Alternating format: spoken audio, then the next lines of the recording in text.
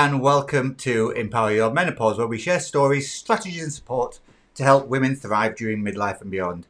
It's James here with my fabulous co-coach Julie, and today we've got a very special guest with us. We've got Niamh Gourlay. Niamh is a breast cancer survivor and advocate whose journey is nothing short of inspiring. So Niamh is a certified nutrition coach. She's an inspiring advocate for women's health, especially for those navigating the challenges of life after 50. Following her own diagnosis of breast cancer 12 years ago, Niamh transformed her life and dedicated herself to educating and empowering women to take charge of their health. She's written an ebook, and we'll give you a link to that in the show notes, 5 lifestyle strategies to reduce your risk of breast cancer, a guide that blends her personal journey with practical evidence-based tips for reducing cancer risk and living vibrantly. With a focus on approachable, sustainable lifestyle changes, Niamh helps women rediscover their energy, confidence and joy while prioritising their well-being. Join us as we dive into her empowering journey with actionable strategies. Niamh, welcome to the pod. How are you doing? Hi, James. Thank you very much for the introduction. Hi, Julie. Hi, Niamh. Good to see. Delighted to Always be good here. to see you. Love. Yeah. Yeah. So let's dive right in because we've got a lot of material to cover, and we want to make sure to get the most information we can to our listeners. So if you don't mind, let's start by just talking about your story, if you don't mind sharing that, kind of from diagnosis to where you are today, some of your more challenging moments maybe during the journey, and how you navigated them. Absolutely. So as James said, it was about 12 years ago, and I came home from work one evening, and there was a report on the radio about a celebrity who had just announced they had breast cancer.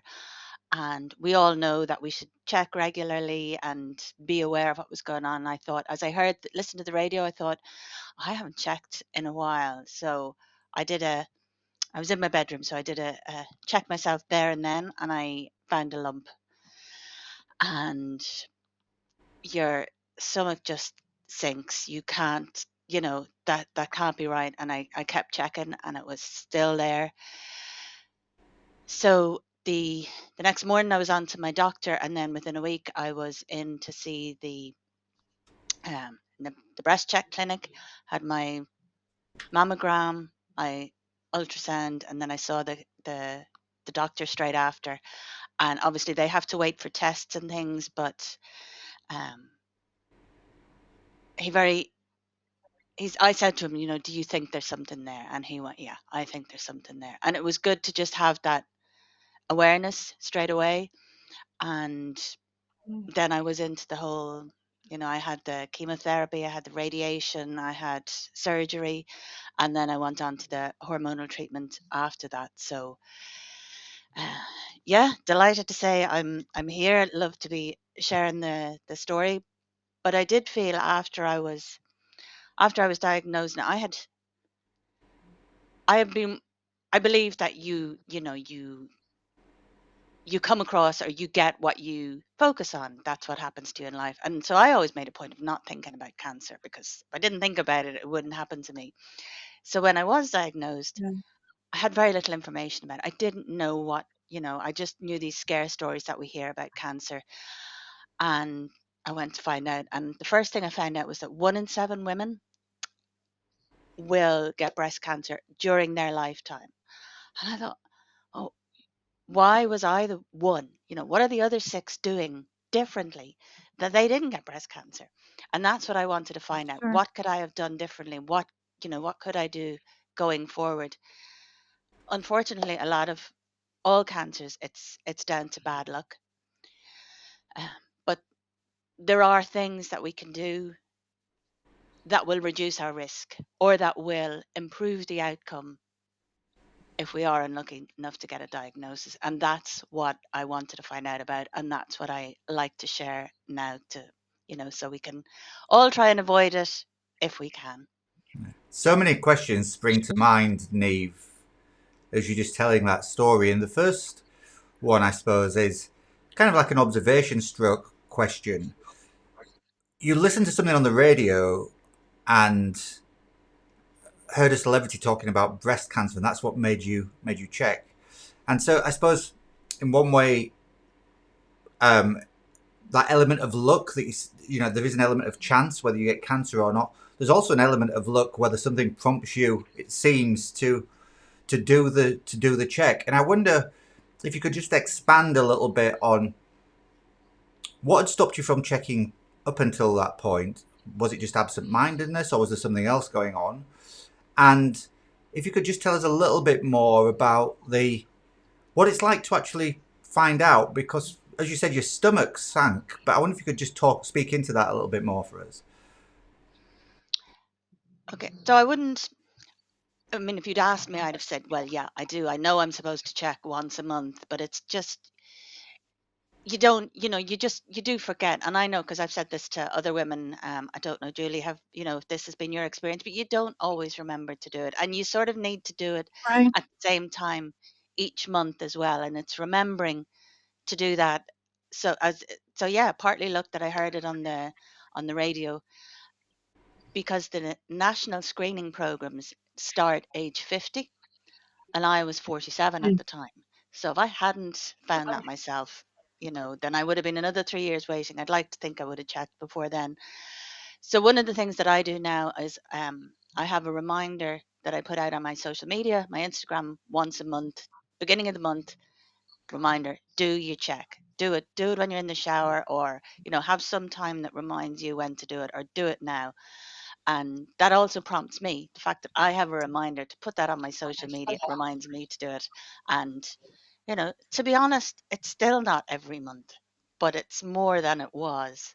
And of course, I have regular checkups with the doctor to check that as well. But it was one of my things that I was annoyed that um, the screening program doesn't start until age 50. Like, why does, because I know other women um, have found lumps themselves before that. As regards to how I felt at the time, I I felt really unlucky initially. Um, I couldn't believe it, and I couldn't I couldn't say the word cancer when I was in with the doctor, and he was explaining what was going to happen, and there was a cancer nurse in there as well, and nobody used the word cancer. I remember that. My husband was with me because you're not taking anything in at that stage. You're just, you're taking in snippets here and there. So like some of the things I remember hearing, particularly from nurses, and one of the nurses said, many women just write off the next year of their lives. This is when I was diagnosed. And I thought, well, no, I'm going to get through this in the next 6 weeks or so and get back to work, and nobody will ever be any the wiser. And then when I was going in for surgery, one of the nurses in the theatre, I was in the theatre waiting for the surgery, and the nurse was standing beside me, and she said, "I've been where you are." And that really struck me, because I thought, well, here's a woman, she's come through it. Not only has she come through it, and she's back at work, she's just living a normal life again. I can do that. And those little things that do stick with you give you such hope and the strength to sort of carry on. But you have your low days, you have your bad times, of course you do. And it's just really about getting through the next thing. Yeah. What were some of the more powerful self-supporting things that you did for yourself during that time? Well, one of the things that I did that was, in hindsight, was the complete opposite of supporting, was I rested a lot, particularly when I was going through the chemotherapy. I rested a lot. And that is actually the wrong thing to do, I feel. Obviously, if you're having treatment, sometimes you don't feel it, but when you can, you need to keep moving, you need to keep exercising, because that's what keeps your body healthy and gives you the the ability to stay strong and get through it. The biggest thing I would say I did was that I lost 35 pounds in weight while I was on Okay. hormonal treatment. So it was difficult, but I felt it was crucial, as one of the main risks of breast cancer is being overweight. So, Okay. I wonder if, could you Sure. speak into the timelines a little bit, please, Niamh? People who are listening who won't be aware of the journey that a breast cancer patient goes through. So from diagnosis to treatment to all clear, what are the steps? But also, I wonder if you could just talk into a little bit as well. When you do the test, what told you that it was a cancerous lump, or suggested it might be, rather than something else? Or did you just have to wait for the diagnosis from the doctor and testing to know the difference? When I went in so I found the lump. I remember 28th of February. I can remember it was 4:45 in the evening. I remember that was that's when I found it. That one of those moments that I will always remember. So within the week, then I was in the hospital I was in the breast clinic having the checks. So the first part is to go in. You go in for a mammogram, and I'm sitting in there and you're sitting and waiting with women who are at different stages. Some of them are like you, they're waiting. Some of them are coming back for a checkup. And nobody really talks because everybody's in that uneasy stage. And at this stage, I'd started reading things, and I thought, well, 1 in 10 lumps that you find. So a lot of the 90% of the lumps that women find in their breast are not cancerous. They're blocked milk ducts, or some fibrous tissue or something like that. But everything has to be checked. So I'm sitting in the waiting room thinking, well, there's a 90% chance this is nothing. So that's okay. Then I went in for my mammogram. Then I was called for an ultrasound, which I wasn't necessarily expecting. I don't know if that's routine. I don't know if that was because of what was showing up on the mammogram. But I had the ultrasound, and I remember the technician who did the ultrasound, the doctor, she kept talking. I thought I had questions. I wanted to say, like, can you see something? Is something? No, there just wasn't a break. She just talked and talked and talked and talked. I couldn't get a question in. I think that was intentional. And then I went in to see so did I go in to see the consultant? Yeah. So then he had looked at the results, and it was he who said to me, yeah, I think there's something there. But the doctor who did the ultrasound also took the biopsy, and the biopsy has to be sent off for testing, and that takes, I think it was a week, 2 weeks at the most, but something like that. So he said, you have to come back in next Monday, bring somebody with you. And I said, well, my husband's away at the moment. Should I get him to come back and come in with me? Yeah. So I knew walking out of there what I was coming back to. So then when I came back, then you discuss a treatment plan.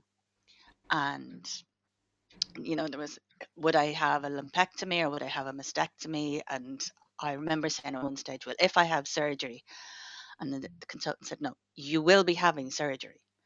So then um, they check your lymph nodes. So um, my lymph nodes, they took all the lymph nodes out of my arm, and they had to be sent off for checking then. So and it depends on how that sort of gives them an idea of whether it's beginning to spread or not. And so that was the first surgery, was having the lymph nodes taken out. Then the second surgery then is the mastectomy. And then you can have, so this was sort of, by now we're into April. So when I had the mastectomy in April, and after that, effectively I was cancer free. But then you go on to I went on to the chemotherapy at that stage. Now people have it at different stages. You might have your chemotherapy first and then your surgery. So I had the surgery and then the chemotherapy for 18 weeks, and then um, radiotherapy for another 5 weeks. Then I went on to hormonal treatment for 10 years after that. So that has finished now, thank God. And that was tamoxifen. And I know a lot of women struggle on that because it's the tamoxifen effectively that puts you into a medical menopause, Mm-hmm. because the tamoxifen, and there are other hormonal drugs as well, it effectively blocks your body absorbing the tamoxifen or the estrogen. It doesn't stop it producing the estrogen, but it just blocks where it goes. So then you get all the effects straight away of menopause. And I wasn't warned about that. I wasn't expecting. I didn't even know what was going on initially. But yeah, so that's my journey. Yeah. So start to end then, when you finish the radiotherapy, are we looking at what, about 6 to 8 months? So February to, yeah, I say from treatment from, so found at the end of February, and I'd say I think it was November I finished the radiotherapy, but then I had 10 years of tamoxifen. So that was last year I Okay. finished that. Wow. So now we're talking about, you said 1 in 7 women are going to, you know, are likely to be diagnosed. Um, can you talk about like some of the risks and early detection and maybe even go into some of the common myths around this? Because I know there's so much fear mongering in the media and people having preventive double mastectomies and telling you to use this product, don't use that product. I mean, there's just like in every industry really, it's been it's Yeah, been marketed instead of talked about, really. yeah. Um, there are a number of myths, of course, around breast cancer. One of them being that once you found a lump, it's definitely cancerous, and it's not. 90% of the time, it's something else, but it does have to be checked out. Mammograms, so women avoid going to mammograms because there is a myth that it can spread the cancer if it's there, and there is no evidence to suggest that. That another myth is that wearing an underwired bra, um, or using an antiperspirant that has aluminium in it, that these cause breast cancer. Now, I heard these years and years ago, so they've been around for a while. But Mhm. again, there's no evidence to support those. One of the big ones that surprised me is that um, you're only at risk if you have a family history of breast cancer. So if you may have the BRCA gene, you may not have the BRCA gene, but there are other risks as well. But actually, only 15% of breast cancers are related to your family history. So 85% of breast cancers are actually, we can impact the risk by our lifestyle factors. And that's, that gives us such control, and they're all easy things we can do. And it's just get into the habit of, eating well and healthy weight, things like that, can reduce the risk. As regards the actual risks, I would say the most important thing to do is to know your body. The screening and checking yourself is the most important, but knowing your body so that if anything's changed, like, that you recognize it straight away. So if there's a change in the shape of the breast and the look of the nipple, if you have a rash, if you're checking regularly and then that happens, then you're going to see it more, you're going to see it sooner. If you're called for screening, if you're not happy at all, so the national screening starts at age 50. You can ask your own GP anytime to do it, to do a breast check, and they will check it. And in the eBook, or you'll find it online as well, anywhere, all the cancer websites have it, is to how to do the check yourself, because you have to go right in under the collarbone, you have to check under your arm. So yeah, know your body, recognize it might not stop you getting it, but you'll have a better chance of catching it early and having a more positive outcome. Okay. Sure. The Another, sorry, the, go on. the age 50 thing for screening, Niamh. I know you're based in Ireland. Is that an international thing for screening? Is It's that in most countries? Is 50 when screening starts? Is it? It seems to be, yeah, certainly that's what it is in the UK. I'm fairly sure that's what it is in the US as well. I checked a couple of other European countries. So that seems to be, and I'm sure that's based on, statistics and, the most benefit for what the country can afford. But yeah, it's at 50. I don't know if that'll come down, but I know, yeah. Okay. What Yeah. kind of things do you actually coach people on then now, as because you said that you transitioned, this awakened in you a need to talk about breast cancer and help people and coach people through the journey. What is it that you actually offer people who come to you, or people who may be looking to check up on whether they have breast cancer or not? Well, coaching on helping them to be as helpful as possible. So women, I would deal mostly with women who are over 50 or over 55. Breast cancer risk increases with age. So the older you get, the more likely you are to get breast cancer. And much of the information, of course, is valid for all cancers. We're always being told that eventually, you have a 50-50 chance at some stage in your life of getting cancer. Um, Weight loss is the biggest risk factor really for breast cancer. And I know I was overweight when I was diagnosed, and that certainly spurred me on to lose the 35, 36 pounds that I lost. And doctors will say nobody is as motivated as somebody who's had a cancer diagnosis. But even to do that, to reduce your risk, if you can get to a healthy weight, you're definitely reducing your risk of breast cancer. But one of the things is, how do you know if you're a healthy weight? And this is where I would like to suggest the string test. So I have my ball of string.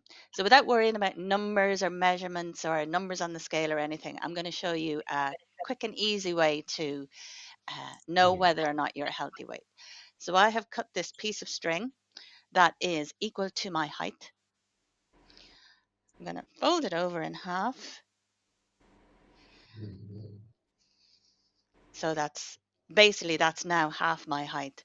That should go around my waist and meet or overlap. If it does, I'm a healthy weight. If it doesn't, I could do it losing a few pounds. Now, it doesn't quite meet, to be honest, so I'm blaming Christmas for that, but I could do it losing a bit of weight. So it's a good, quick, easy indicator to know whether or not you're, at a healthy weight, or how close you are, or how much progress you're making if you're trying to lose weight, and particularly with it being around the middle. And I know, Julie, you covered I know you covered it in the podcast last week. And Julie, you mentioned that visceral fat is, what's the word? No, that it's metabolically active. So, and Yeah. that it produces its own hormones, and one of those hormones is estrogen. So if you carry too much weight around the middle, your body is producing too much estrogen, and that is one of the factors that can, increase your risk of breast cancer. Yeah. Um, So just to go over the steps again, because people who are watching this on YouTube will have a visual indication of what went okay. on there. But for people who are listening, so you're taking a piece of string, you're measuring out to the height of your body, yeah, and then you Right. fold So it in half. So you've got a piece of string that's half the length of your body. Then step three is pop it around your middle, and hopefully it's going to meet or overlap. yeah. Yeah. Okay. Yeah. So basically, it's based on the fact that your waist to height ratio, what that should be for a healthy weight. So Mm. I have a piece of string here that is 65 inches long, 5'5", because that's what I am. So then I fold it over. So now it's 32.5 inches. Am I right? Is that half 65? So Yeah. that should go around my waist and meet. And if it does, then I'm a healthy weight. If it overlaps, or if it doesn't quite meet the two ends of the string and my waist is effectively more than half my height, then yeah, I could do with losing a few pounds just to get to that healthy weight, because a healthy weight is the top risk for breast cancer, is being overweight. Okay. What are some of the other risks that people can do something about? Because I know sometimes we think, oh, it's fate or whatever, but I know the statistics are around 80% of diseases can be prevented or at least reduced risk by lifestyle factors. Yeah, alcohol, I'm afraid, is one of the factors, and Here we go it's one of again. those. A good old friend, right? Yeah, Yeah. yeah. And I know you've done a podcast on this recently, which had some great information on it on how to, how to reduce your alcohol intake. And that's the thing. I don't, you're reducing your risk if you don't drink. So we all have a certain risk. So if a 50-year-old woman has an 11% chance of getting breast cancer if she doesn't drink at all. If you have a couple of drinks a week, or if that woman has a couple of drinks a week, she's increasing her risk to about 13%. If she has a couple of drinks most days of the week and goes over her limit, it's 15%. So it's not that you're massively increasing your risk, you're increasing it by a bit. So generally, we get the advice from doctors, have a few glasses of wine if you want, but don't overdo it. Don't drink every night. Don't, Mm. and I've heard my own oncologist, talk about this, and she's done talks. Again, it just throws me a little bit to talk about the fact that I had an oncologist, and that's why I hesitated there. But I've heard her say, to have a drink when you go out, with the family celebration or you're out with friends, have a glass of wine then, but don't be having it at home every night as habitual. Have it when you're going to enjoy it, but don't let it become a habit. It's these one or two glasses of wine most nights. They're the risk factors. But it's just like because you hear things like your risk increases by 40%.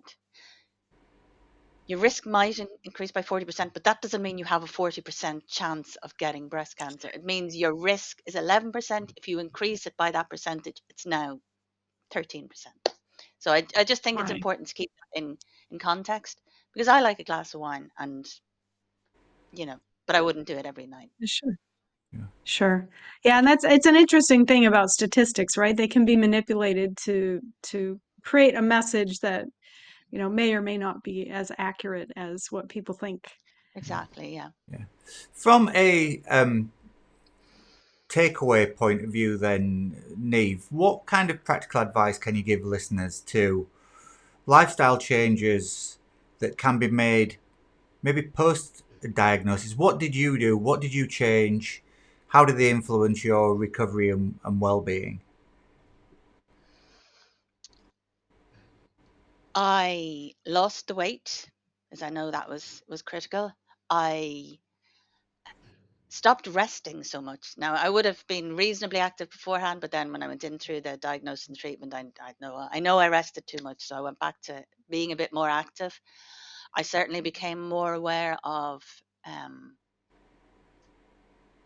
how I live, what I do, um, the things that you would talk about in your podcast every week about eating healthy, staying at a healthy weight, plenty of fruits and vegetables, plenty of greens, not too many ultra processed foods, but it's like everything else, everything in moderation. Mm-hmm. So yeah, it's staying healthy and moving, but I have to say, I think the big one is keeping an eye on yourself, screening, noticing, Yeah. knowing your body, and checking the regular Yeah. checks. So would you say that's the one big takeaway that people should take with them then, is to know your body and do your checks on a regular basis? Know your body and be at a healthy weight. Those are the two Yeah. things that are going to have the biggest impact. Yeah, Yeah. Yeah. definitely. I What about know that can be challenging, certainly through menopause as our yeah. bodies are changing as well. So probably makes it even more critical to keep up with what's happening. Absolutely, it is difficult. And I know that because effectively I was in menopause. I was in medical menopause when I lost the weight. I was also on the hormonal treatment, which does not help and has other Mm. effects that are, you're, you start getting pains in your joints and things. And I don't know, some symptoms are the treatment. Some symptoms are probably menopause, who knows. But, the pains in the joints and the lack of energy. Yeah, so it is difficult, but I know for a fact it's doable. So What can people do to get better support, Niamh, after a diagnosis? You spoke into the shock that you felt yourself when your own diagnosis came. What kind of support is there out there for people? Where could people lean into if they had that shocking diagnosis themselves? first of all, stay off Google. Don't look any, because whatever goes on Google, they have to tell you the worst case scenario. So you don't want to see that. Um, there's a lot of good, reliable websites out there that are government backed, evidence based, that will give you the information you need when you need it. People react differently. So I was diagnosed at the same time as a friend of mine, and we actually had surgery on the same day, but we took different paths about it. I didn't want to talk about it. I struggled with saying the word cancer. I just didn't want it to be part of me. That took time and has changed, and now I'm getting easier about talking about it. But I want to tell people, if we save one person today, I'm delighted. But I was diagnosed at the same time as a friend, and she went the opposite way, and she had a blog going, and she went on, she did so much work for charity and raised funds, and she's like, here we are, the 12 years later, and she has a choir going. That's a community of women who've had breast cancer, and they do this dip in the nip every year, where they all go to the beach and they strip off and they do their dip and collect a lot of money. So different approaches. It depends how you feel and how you like. I want to share it now. Initially, I didn't want to talk about it at all. So I just, don't ask me about it. I don't want to talk about it. And I didn't like the idea of people saying, you're battling, or you're looking great, or just talk to me like I'm normal. So Battle is such an emotional or emotive term when it comes to a diagnosis of cancer, I always feel, because it implies that if you pass away, that you didn't fight hard enough. And I think that's a really difficult thing to put on somebody, because it's not because somebody didn't fight hard enough that they didn't win this mythical battle. So I always find it a really emotive word that seems to be bandied around a lot around not any cancer, not just breast cancer. yeah, you don't feel like you're battling. You just feel like you're getting through the day, and tomorrow you'll get through that day, and the next day you'll get through. Yeah. So it's just getting there. Yeah. Okay, so let's just round things off then. So Niamh, if somebody wants to get in touch with you and they want your support, what is the best way for them to do that, please? My Instagram, I think you're going to share the link in the post. So I'm Niamh Gourlay Nutrition on Instagram, and there's links there. There's a link to the ebook.